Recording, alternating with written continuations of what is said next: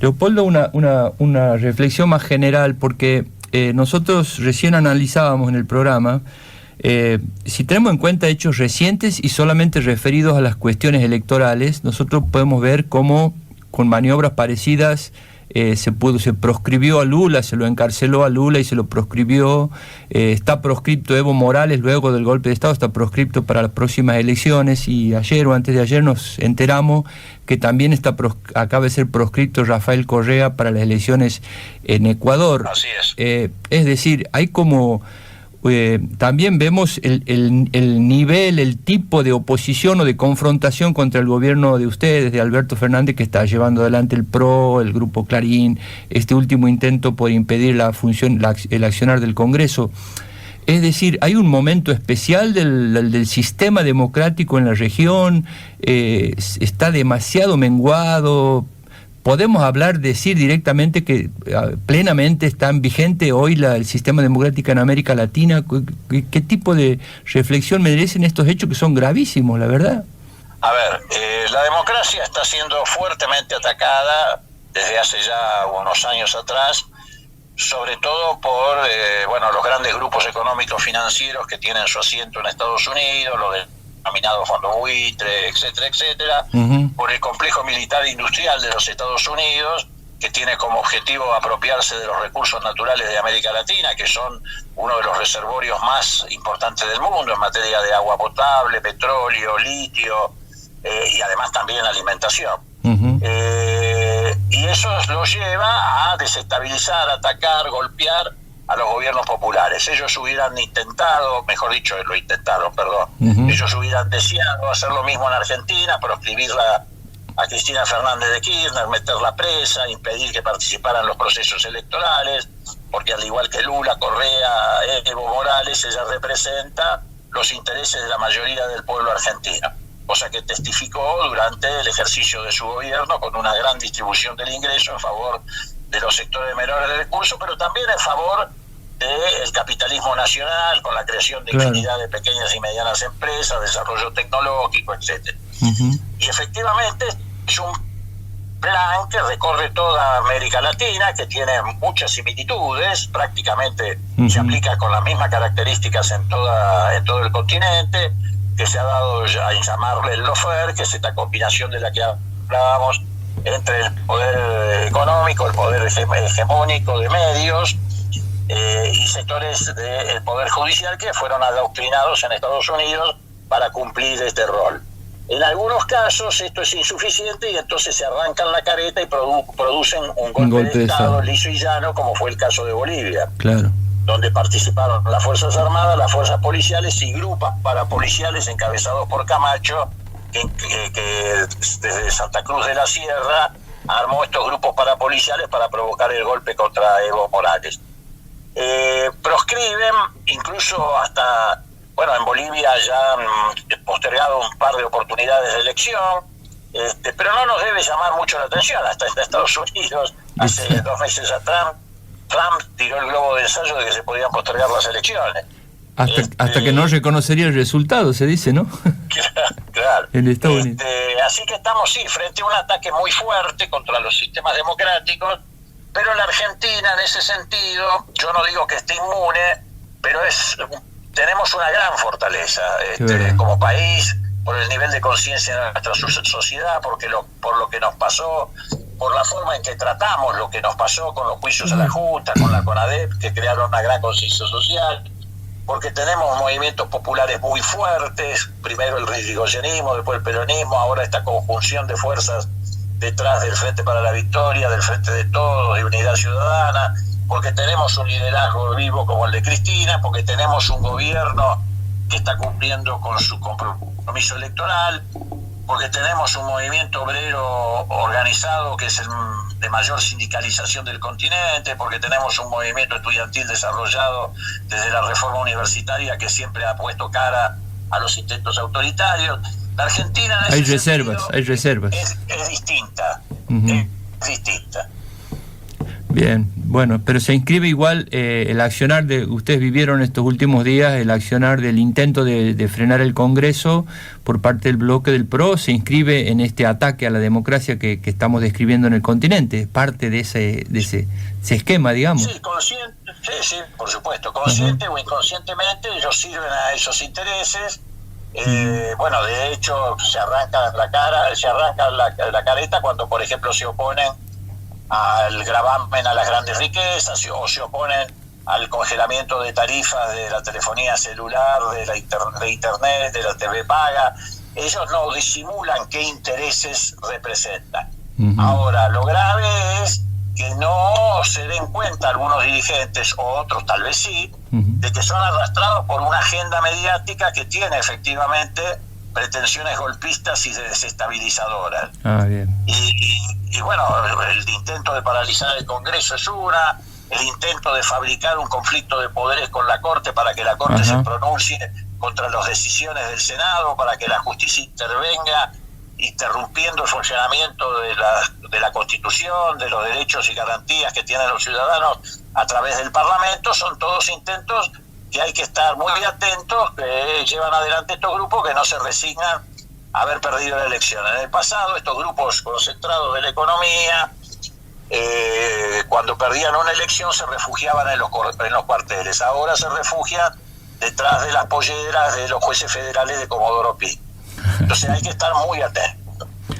Bueno, y la última, Leopoldo, para agradecer, estamos hablando con Leopoldo Moró, dirigente de vasta trayectoria en la democracia argentina, hoy diputado nacional, presidente de una comisión bicameral de seguimiento de... ¿Cómo se llama exactamente la comisión, Leopoldo? Seguimiento de las... Comisión Bicameral de Seguimiento y Fiscalización de los Organismos de Inteligencia. De los organismos de inteligencia.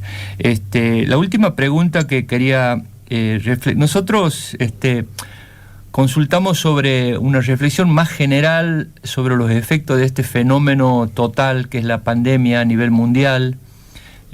Hablamos recién con mi compañero en otros programas que hubo al principio de la pandemia como una visión más optimista respecto de que esto mejoraría el mundo, las condiciones de intercambio, las relaciones entre los países. Sin embargo, con el correr de los tiempos, los pensadores, los dirigentes, algunos teóricos, se los ve más pesimistas respecto del surgimiento, por ejemplo, de expresiones de derecha, nazismo, desigualdad, crisis económica. ¿Vos qué reflexión así global tienes sobre qué futuro le puede dejar esta pandemia al mundo en general, digamos?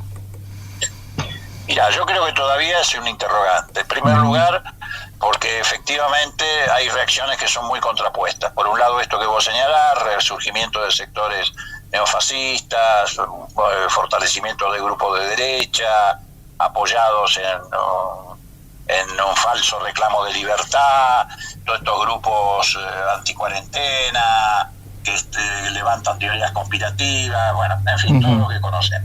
Pero también por el otro lado, hay sectores que demandan mayor igualdad, mayor preservación del medio ambiente, tomando en cuenta que todo esto que nos está sucediendo también tiene que ver con el maltrato que hemos llevado adelante a la naturaleza, sectores que plantean que la riqueza tiene que ser traspasada de manera más fluida hacia los sectores de menores recursos. Entonces se están produciendo las dos reacciones, las dos caras de esta moneda, de esta disputa, de esta misma moneda que es la pandemia.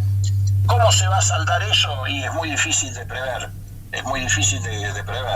porque la pandemia está además influyendo mucho en el fenómeno económico, en el fenómeno social, en el fenómeno político y en el fenómeno geopolítico. En el plano geopolítico, las tensiones entre Rusia, China y Estados Unidos están a flor de piel.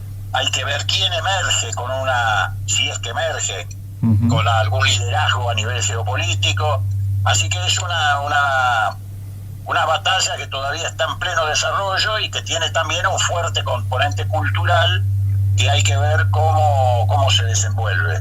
Pero es difícil pronosticarlo. Por eso es muy, muy importante que la sociedad argentina se mantenga firme alrededor de la democracia, firme alrededor del principio básico de la solidaridad, firme alrededor de la necesidad de generar condiciones para que con nuestros propios recursos podamos sostener nuestra sociedad. Y mientras tanto, bueno, ir observando cómo se desenvuelve el panorama a nivel internacional y, por supuesto, apuntalando a los sectores más populares y más progresistas del planeta. Leopoldo, Ignacio de Muro te saluda, ¿qué tal? Tenía una pregunta puntual, ahora sí la última. Bueno, es una pregunta que se enmarca en lo que vos acabás de concluir en lo que decías, y tiene que ver puntualmente con la ley del aporte solidario de las grandes fortunas, que entró en diputado ya finalmente y ahora se está empezando a ver si se consiguen los números. Vos que estás ahí en la Cámara, me imagino que estarás en las negociaciones para obtener el número necesario para aprobarla. ¿Cómo ves la posibilidad de que finalmente se apruebe esta ley tan resistida por los sectores concentrados de la economía argentina?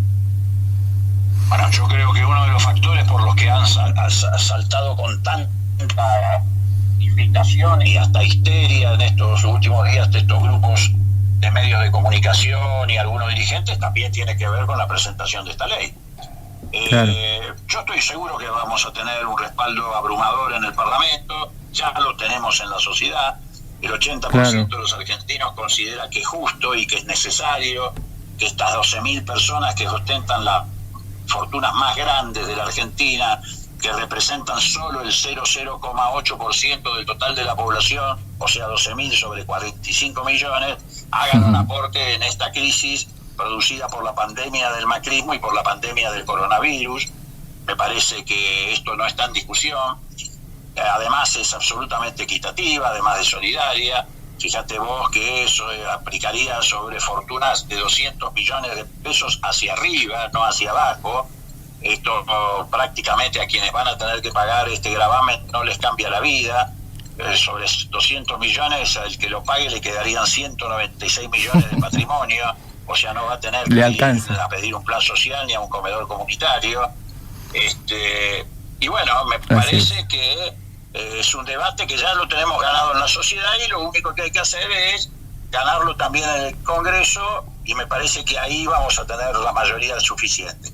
Perfecto. Por eso quieren parar el Congreso, porque no le dan la cara para ir a discutir esto. ¿Quién se va a plantar en el Congreso a oponerse a esto que es de puro sentido común? Así es. ¿Quién va a decir que 12.000 personas no pueden ayudar a 45 millones en un momento tan complicado como este? Y además, ni siquiera es una recaudación que va a ir a rentas generales, al tesoro, para que el gobierno la gaste como quiera, porque tiene destino específico. Claro. Va a ir a subsidios y créditos para la pequeña y mediana empresa, que apenas le pones capital de trabajo arranca y genera puestos de trabajo. Va a ir a incrementar la producción de gas natural para lograr el autoabastecimiento y cortar la fuga de divisas que tenemos pagando importaciones. Va a ir a obras en los barrios populares para generar mano de obra local. Vamos a fortalecer el Progresar para que los chicos no dejen los colegios, y vamos a poner un poco más para reforzar el sistema sanitario con equipamiento, etcétera, porque la pandemia no se terminó. Así que es un gravamen que nadie va a poder a cara de refutar, oponerse. Claro. Bueno, gracias Leopoldo Moró, muy amable, la verdad, una muy linda conversación. Aquí en Santiago hay mucha gente que te reconoce, que te recuerda, y así que hace rato que nos pedían poder comunicarnos contigo. Ha sido muy interesante la conversación. Muchas gracias, y en cualquier momento intentaremos molestarte nuevamente. Pero con todo gusto, y un gran abrazo a los santiagueños y a todos los amigos que hemos tenido a lo largo de tantos años de militancia, a los que recordamos con un gran afecto. Que les vaya muy bien.